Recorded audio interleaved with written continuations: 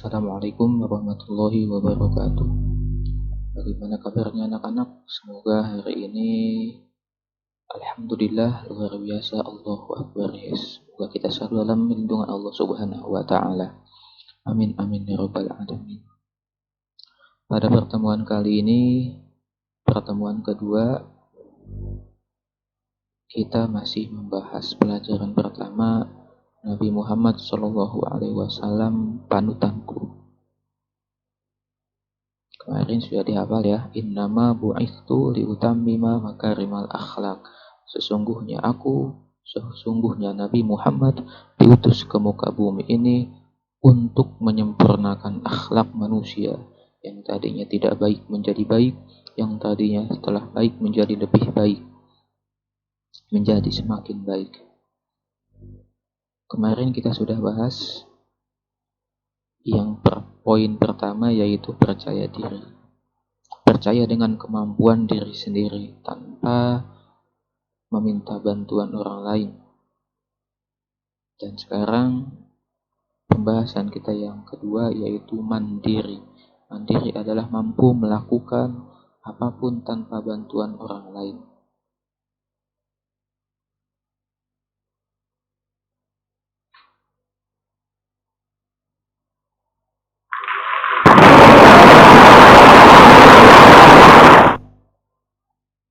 Pertemuan kedua, tetap semangat belajar dari rumahnya. Yang kedua yaitu sikap mandiri Nabi Muhammad SAW.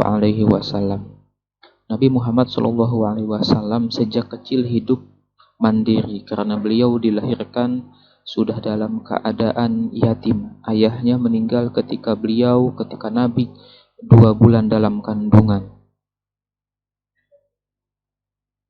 Dan tidak sampai besar pun ibunya meninggal dunia. Siti Aminah meninggal dunia. Abdullah ayahnya, Aminah ibundanya. Apa ya nyanyiannya? Sehingga sejak kecil Nabi sudah terbiasa hidup mandiri, bisa makan sendiri, bisa minum sendiri, bisa mandi sendiri, memakai baju sendiri. Karena Nabi Muhammad SAW dilahirkan dalam keadaan yatim dan tidak lama menjadi yatim piatu, sehingga Nabi sudah biasa hidup mandiri, melakukan segalanya sendiri. Bahkan Nabi Muhammad SAW sejak kecil sudah diajak oleh pamannya Abu Thalib untuk berdagang, membawa dagangan ke negeri Syam. Sejak kecil Nabi sudah diajarkan untuk mencari uang sendiri, mencari kehidupan sendiri. Sehingga saat Nabi remaja pun sudah biasa untuk mencari biaya hidup sendiri tanpa meminta kepada siapapun.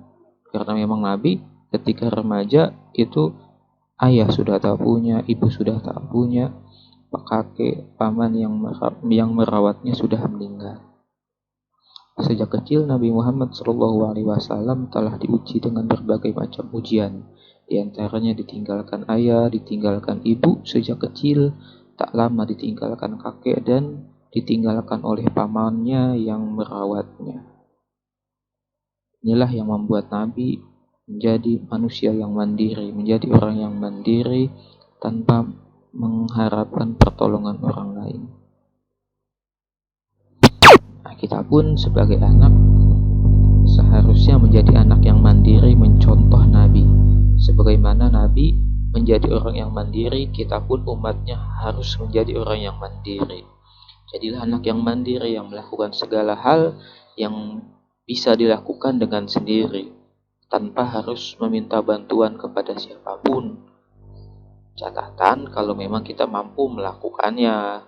Kalau misalnya kita masak memang tidak bisa, jangan terlalu percaya diri untuk masak, nanti gosong masakan kita.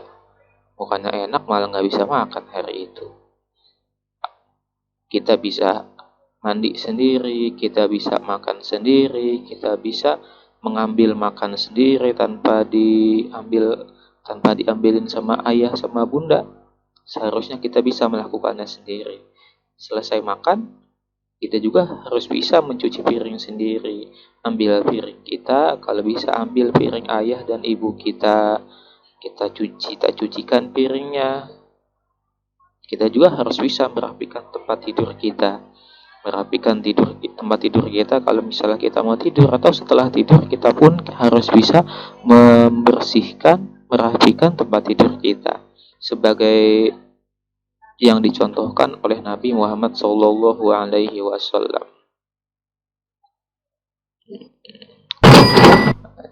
Jadi di pertemuan kali ini kita membahas tentang apa? Tentang mandiri. Mandiri itu mampu melakukan segala halnya sendiri tanpa bantuan orang lain.